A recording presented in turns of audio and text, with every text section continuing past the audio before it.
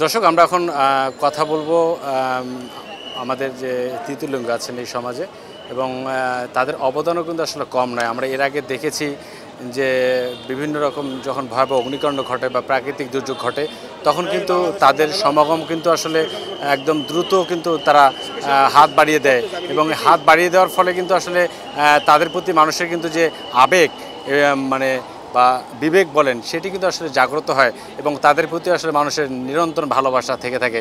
তো এই বন্যা দুর্গত মানুষের কাছে আপনারা ইতিমধ্যে আসলে যা পৌঁছে দিয়েছেন আমরা জানি, ভবিষ্যৎ পরিকল্পনা আসলে কি রয়েছে আপনাদের? না, বন্যার্থদের কথা বললে মেন হচ্ছে ফিজিক্যালি আমরা বাংলাদেশের একটা নাগরিক, আমরা খুবই ছোট্ট একটা সমগোষ্ঠীর লোক বলা চলে বাংলাদেশে এবং খুব সীমিত একটা লোক, কিন্তু আমরা দিন শেষে তাদের কাছে চেয়ে খেয়ে খাই বা তাদের কাছে পয়সা দিয়ে আমরা চলি।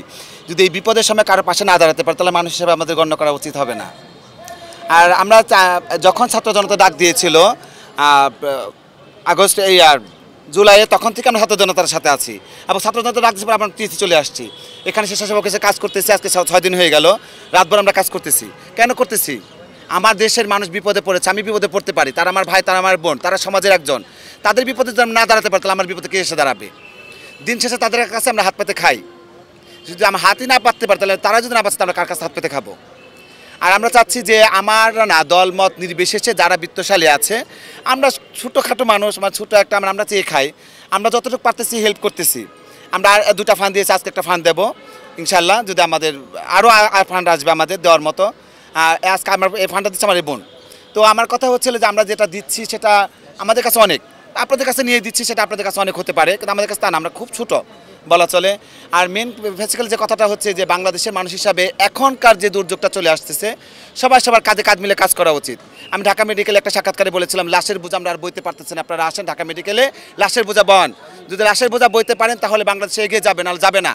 তো আমার কথা হচ্ছে এখন আমি বলতেছি এই বন্যার দুর্যোগে যে সময়টা আসছে মহামারী বলা চলে একটা, বাংলাদেশের উপর খুবই বিপদ চলে যাচ্ছে।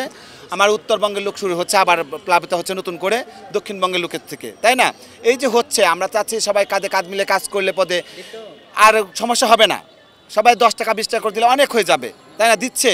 আর অনেকে আবার অপপ্রচার চালাচ্ছে, টিএসসি আশপাশে যেগুলো দেখা যাচ্ছে বস্তা বস্তা ভরা, এগুলো কাপড়, এগুলো কিন্তু খাবার না।